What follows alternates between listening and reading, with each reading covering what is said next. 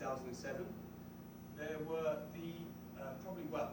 one of the worst flood events in recent history hit the UK. I say luck because it's not something we want to jump down with joy about, but it did make a big difference to our business. And from being a relatively small business, we grew quite significantly on the back of this. So, talking about my personal position, I'd gone from being a university bum who joined the family business, nice easy ride, to suddenly working and having quite a senior position in a company with 90 staff. So yeah, it was a bit of a challenge. And was I ready for it? Absolutely not. Nothing like it. And I needed to do something about it. So what did I do? I remember vividly, I took cues from other people. I saw my father in the business, I saw the other director, I saw some other senior managers we had there as well, and I thought, right, well, let's observe what they do, follow their behaviours. And I treated it, I suppose, leadership as if there was a method, as if there was a handbook that could be found, and that is how you lead.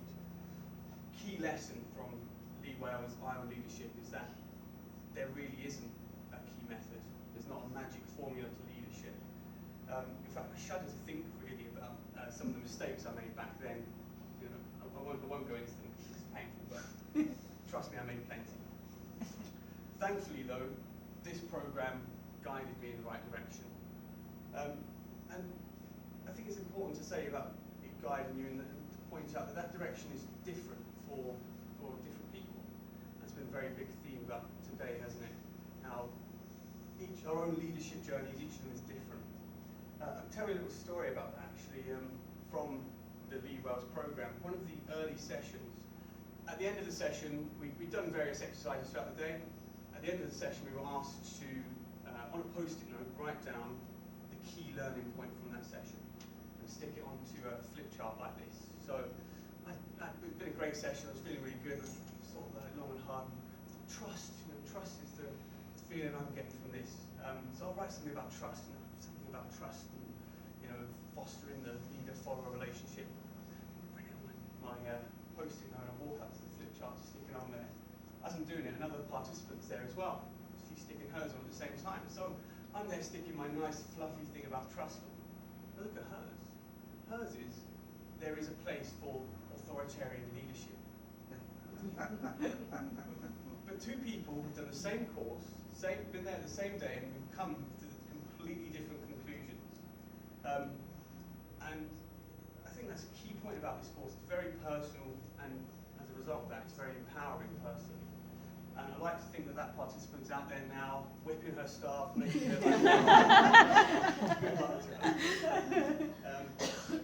But all joking aside, it's a fantastic course, and it really has a very important impact on you. That's not to say that it doesn't cover the theoretical stuff, and we've covered a bit today. The program is full of little studies and models and things that you can practically apply in your leadership role at work. But I draw another key feature and distinction about this course there, and we joked about it a little bit earlier. Jim and I always joke about this. Before I joined the program, I did an MBA, and maybe got a little bit arrogant because of it. I thought that, why do I need to learn about this stuff? I've done an MBA. How wrong was I? But as a result of doing the MBA, I was exposed to a lot of the academic side of business, and I'm sure there's going to be a few people in here who agree with me here that the pure academic stuff about business and the realities of actually working and running a business, they're quite, well, there's a chasm between the two. This program does a fantastic job of bridging that divide. Incredible. How does it do it? I think I thought long and hard about this, and I think it's down to the people. The people who run this course, they do it in an intelligent, pragmatic, but enthusiastic way as well, which really, it sings to you. It gives you access to that information, that academic stuff, which is good stuff. It packages in a way that's relevant to your business. It bridges that divide. And like I said, it made the course incredibly memorable and transformational for both me and my business. And I'll just finish by talking a little bit about the differences it made, because we've got the stats on the screen earlier. You know, and it's nice to look at that macro information to see, you know, how it's improved, created this many jobs and so forth. It's more difficult to convey exactly the impact it would have on your business and your work. If I just talk from it personally, and it's something I've had to reflect a lot on, the difference really has been bringing the workforce closer to me and me closer to them. And just to draw a couple of little things that have come off the back of that, product development. You know, the fact that I'm not an engineer by trade. I've got an idea of where I want the business to go and what I think we need to do. But I need to tap into that knowledge of our engineers to really get there. I can't do it on my own.